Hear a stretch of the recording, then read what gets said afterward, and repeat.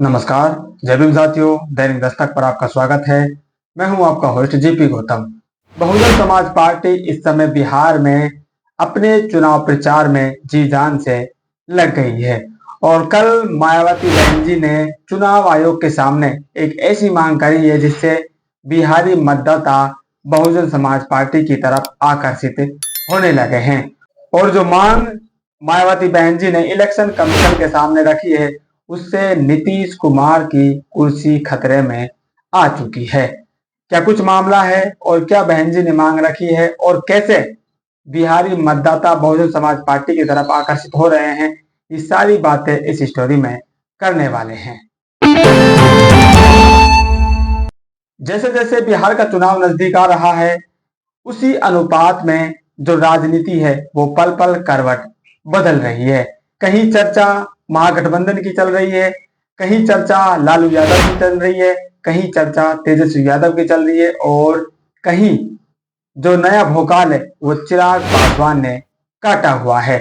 इस बीच बहुजन समाज पार्टी बिहारी मतदाताओं की नब्ज को समझते हुए बिहारी मतदाताओं की असल में मांग क्या है, बिहारी मतदाताओं की असली समस्या क्या है, इन सब को समझते हुए धीरे धीरे अपनी बयानबाजी कर रही है और बिहारी मतदाताओं के बीच अपनी पकड़ को मजबूत कर रही है।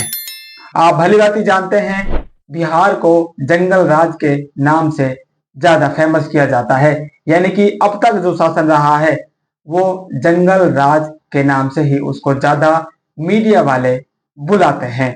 और इसी टर्म को बहन जी ने पकड़ा और कल जो उन्होंने बयान दिया, कल के बयान में बहन जी ने इसी टर्म को अपनी भाषा में समझाते हुआ बिहारी मतदाताओं के सामने पेश कर दिया।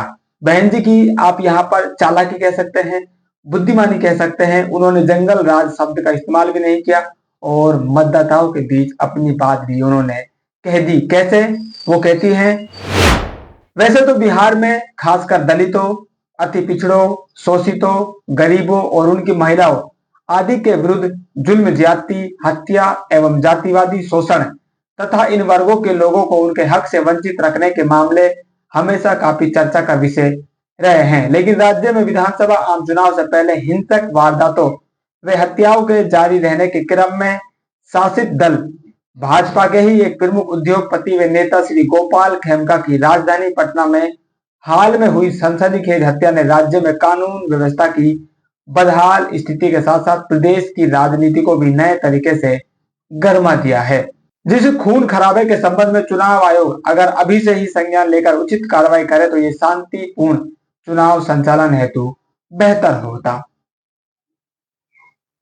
तो देखा आपने, बहन जी ने दलित समाज के लिए यहाँ पर बात रखी, पिछड़े समाज के लिए बात रखी और जो कानून व्यवस्था बिहार में चलती है उस पर बहन जी ने बड़ी बुद्धिमानी से अपनी बात बिहारी मतदाताओं तक पहुंचा दी। और उन्होंने जो हालिया में एक घटना घटी, भाजपा नेता की पटना में हत्या कर दी जाती है, उस घटना का जिक्र करके उन्होंने जो याददाश्त है उनकी ताजा कर दी।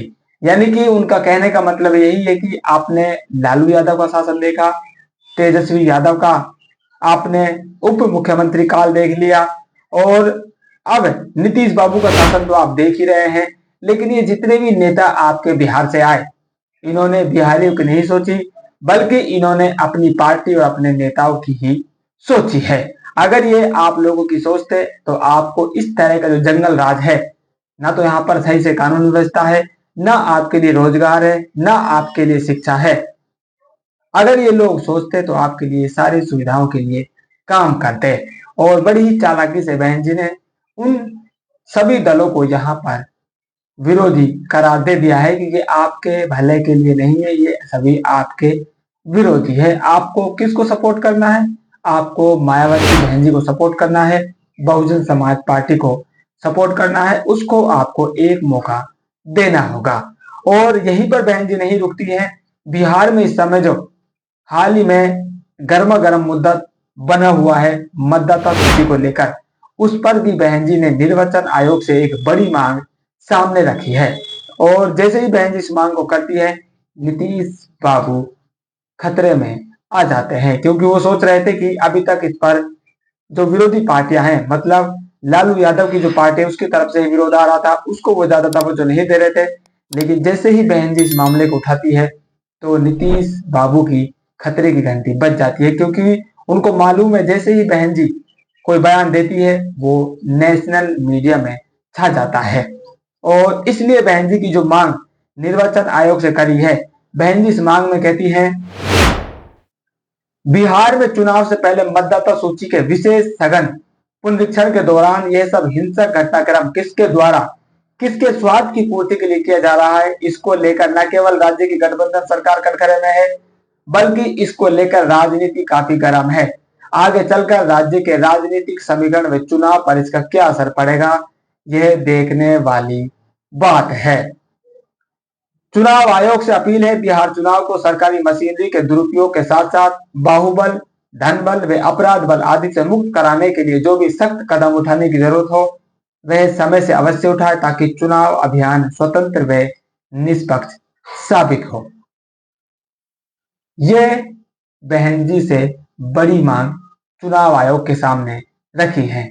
बाहुबल, धन बल, अपराध बल यानी कि लोगों को डराकर, धमकाकर या अन्य किसी भी तरह का उनको डर दिखाकर वोट लेने की जो राजनीति चली आ रही है बिहार में, उसको बहन जी ने कहा है कि निर्वाचन आयोग जल्द से जल्द सख्त कदम इन सभी गैर जरूरी जो घटनाएं बिहारी वासियों के साथ की जाती है इन पर रोक लगाए, ठोस कार्रवाई करे, ताकि बिहारी मतदाता स्वतंत्र रूप से बिना किसी डर के अपना जो मतदान है वो कर पाए।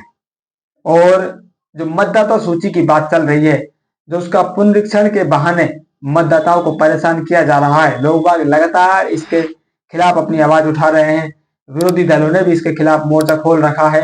लेकिन बहन जी ने यहाँ पर कहा है कि निर्वाचन आयोग इस तरह की जो कार्रवाई वो कर रही है उसको समय रहते पूरा किया जाए और मतदाताओं को परेशान नहीं किया जाए। और ये जो परेशानी की जा रही है ये किसके दम पर की जाती है और किसके लिए की जा रही है, इस बात को भी बहन जी ने यहाँ पर उठाकर संशय पैदा कर दिया है। यानी कि उनका कहने का मतलब ये है कि सीधे सीधे जो निर्वाचन आयोग है वो कहीं ना कहीं सरकार के पक्ष में अपना काम करते हुए नजर आ रहा है, सत्ता के दबाव में वो अपना काम यहाँ पर कर रहा है।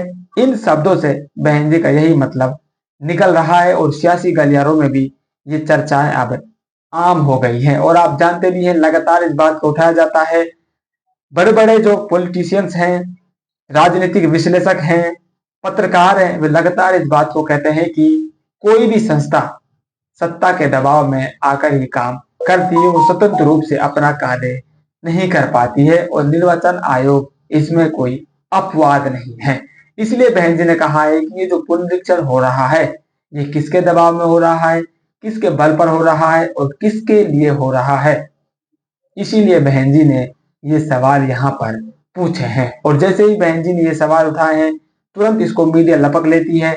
बिहार में लगातार इन बातों को उठाया जा रहा है और बिहारी वासियों के पास जैसे ही बहन जी के बयान पहुंचता है, शब्द पहुंचते हैं और बहुजन समाज पार्टी के कार्यकर्ताओं ने इन बातों को आम लोगों तक पहुंचाने का काम किया है, तो एकाएक बिहारी वासियों में बहुजन समाज पार्टी के लिए जो समर्पण है, जो रुझान है, जो मन है वो बनता हुआ नजर आ रहा है। इसका परिणाम क्या होगा वो तो साथियों चुनाव होंगे और उसका परिणाम आएगा तब मालूम चलेगा। लेकिन फिलहाल मामला यही निकल कर आ रहा है, ये बताया जा रहा है कि बहुजन समाज पार्टी बिहार में बड़ा कमाल करने जा रही है। आप लोगों को क्या मानना है, अपनी जो राय है कमेंट करके जरूर बताएं। मिलते हैं नई अपडेट में, तब तक के लिए जय भीम।